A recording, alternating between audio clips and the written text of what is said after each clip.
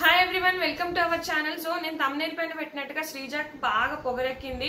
అలాగే మనీష్ పాపం అసలు చాలాసేపు ఏడ్చాడు. అలాగే మనకి ఇమ్ము వచ్చేసి నేను బ్యాడ్ అయ్యానేమో అనుకున్నాను, అది కూడా. అలాగే సంజన కొత్త ప్లాన్ ఏమైపోతుంది, ఈరోజు ఏం కంటెంట్ క్రియేట్ చేయబోతుంది అనేది కూడా ఈ వీడియోలో పూర్తిగా చూద్దాము. సో చాలా అర్ధరాత్రి గుసగుసలు అయితే చాలా ఉన్నాయండి. సో క్లియర్గా ఎక్స్ప్లెయిన్ చేసుకుందాం. ఆల్రెడీ నేను ఒక వీడియో కూడా అప్లోడ్ చేశాను నైటే. సో ఇంకో వీడియో ఇది, అది ఫస్ట్, ఇది సెకండ్ అనమాట. ఏం లేదబ్బా, ఇక్కడ శ్రీజ ఏంటంటే చాలా వర్స్ట్ బిహేవియర్. అలాగే నామినేట్ అయింది ఎవరో కూడా చూద్దాము. ఏం లేదు, ఇక్కడ సంజన ఒకటి కొత్త రూల్ పెడతారు, స్టాకిస్ట్ పెడదామని. ఎందుకంటే ఫ్రూట్స్ ఎక్కువ తక్కువ ఇచ్చేసుకుంటూ పోతే మనకు ఫ్రూట్స్ ఉండవు, ఎన్ని ఫ్రూట్స్ వస్తాయో తెలియదు. సో మళ్ళీ ఫ్రూట్స్ మనం మళ్ళీ ఇంప్రెస్ చేసిరు కదా అని ఇచ్చుకుంటూ పోతే మళ్ళీ మనకు కూడా ఉండవు. సో ఫ్రూట్స్ చూసుకోవడానికి కొన్ని మొత్తం ఓవరాల్ గా కొన్ని వర్క్స్ చూసుకోవడానికి ఇక్కడ ఒకరిని పెడదాము అంటది అనమాట, స్టాకిస్ట్ లాగా. అక్కడ ఏంటంటే మనీష్కి ఎలాగో ఏ డ్యూటీ లేదు, మీకు 5గురికి ఉండే, మనీష్ పెడతా అంటది. ఇక్కడ ఈ ప్రియా శ్రీజ అస్సలు ఒప్పుకోరు. ఈ శ్రీజ ఏమంటదంటే ఎందుకు అతను ఎందుకు, అసలు అవసరమే లేదు, ఫుడ్ డ్యూటీ అంతా ప్రియా కుకింగ్ దగ్గర, మిగతా ఇప్పుడు ఒక్కొక్కరికి ఒక్కొక్క డ్యూటీ వచ్చింది కదా, అందరికీ ఒకదానికి ఒక్కొక్కరు ఉన్నారు, ఇంకా ఎందుకు వేస్ట్, అవసరం లేదు అంటది. లేదమ్మా, ఇక్కడ మనీష్ ఎలాగో మనం దొంగతనాలు జరుగుతున్నాయి, మనం చూసుకోలేకపోతున్నాం కదా అని చాలాసేపు సంజాయిస్తుంది. అక్కడ ఆల్రెడీ నాకు సార్ చెప్పాడు, మీకు మొత్తం క్యాప్టెన్ అందరికి రూల్ చేస్తుంది, ఖచ్చితంగా అన్ని పవర్స్ ఆమెకే ఉన్నాయి, ఆమె ఎవరికి ఏదైనా చెప్తే వాళ్ళు వినాలని చెప్పినాక కూడా ఈమె వినదు. ఆ డ్యూటీ నేను మనీష్కి ఇస్తాను అంటే లేలే నేనే చేస్తా అంటది శ్రీజ.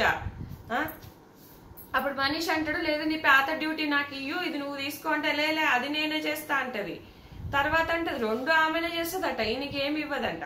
తర్వాత వచ్చేసి మళ్ళీ అసలు డ్యూటీ ఎందుకు అంటది. ఒకవేళ ఇస్తే కనుక ఆమెకి ఇవ్వాలంట, లేకపోతే మొత్తమే ఉండద్దట డ్యూటీ. ఎందుకంత వరస్ట్ బిహేవియర్ అవసరమా? మనీష్ ఏం చేసిండని మనీష్ అంటాడు, నేను కూడా స్ట్రిక్ట్ గా చేస్తున్నా అంటాడు. సో నేను కూడా చేస్తా అంటారు శ్రీజ, నేను కూడా స్ట్రిక్ట్ గా చేస్తా అంటారు, నేనే చేస్తా అంటది. ప్రతి దాంట్లో ఓవర్ థింకింగ్, ఓవర్ ఏదో ఒకటి అనమాట. ఎందుకు ఇంత ఓవర్ గా బిహేవ్ చేయడము?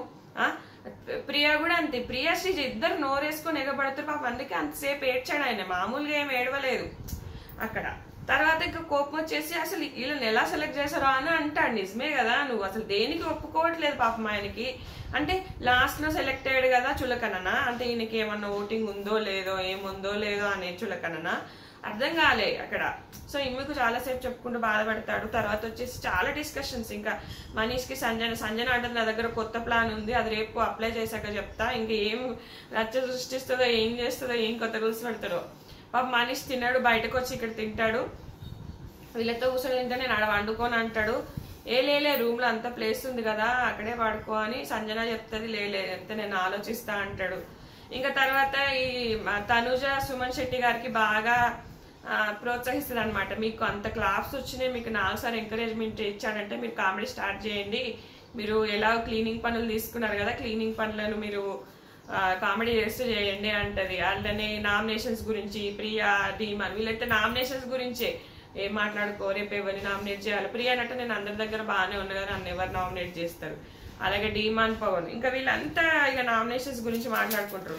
తర్వాత ఇమ్ము ఎందుకు అలా బాధపడ్డాడు అంటే, నేను ఫస్ట్ డేనే కదా గుండంకుల్ అని, అదేమైనా బ్యాడ్ గా వెళ్ళిందేమో, నేను కమేడియన్ని కదా, అది ఎక్కడికి వెళ్ళిందో, ఎలా అవుతుందో అని నేను నిజంగా ఎమోషనల్ అయ్యా అని చెప్తాడు. బాధ అనిపించింది, నిజంగా బ్యాడ్ గా వెళ్ళిందేమో అని.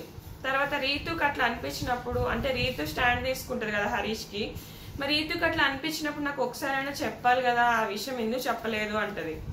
సో ఇంకా తనుజ, నేనైతే చెయ్యనబ్బా ఈ కుకింగ్, నా వల్ల అయితలేదు, నాకు వేరే వాళ్ళకి ఇస్తే బాగుండంటే, ఎందుకు మీకు హరీష్ గారు ఎవరో ఒకరు హెల్ప్ చేస్తున్నారు కదా అని భరణి సంజాయిస్తాడు. నేను మారుతుండొచ్చులే డ్యూటీస్ అని చెప్తారు.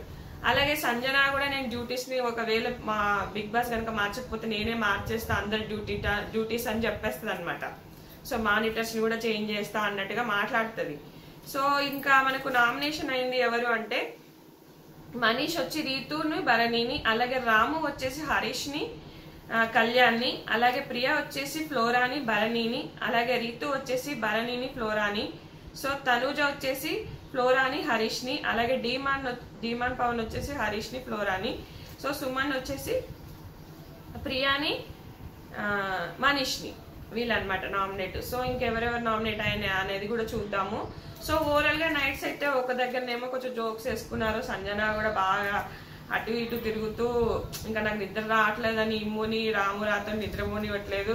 ఇక ఇమ్మేమో ఆడపుల్లి అమ్మ ఆడపులే అంటాడు.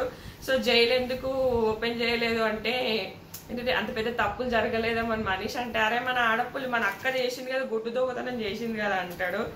బాగా అనిపించింది అక్కడ.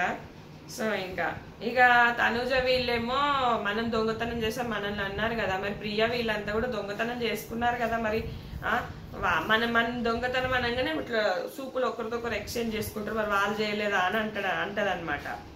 సో హరీష్ పాపం ఏమైందేమో పడుకునే ఉన్నాడు, పాపం అనిపించింది. ఆల్రెడీ కన్ఫ్యూషన్ రూమ్కి వెళ్ళి వచ్చినట్టున్నాడు. 1.5 day నుంచి ఏం తినలేదు అని భరణి ఇక్కడ చెప్తాడు. భరణి తినమని చెప్తాడంట, తినడు పాపం.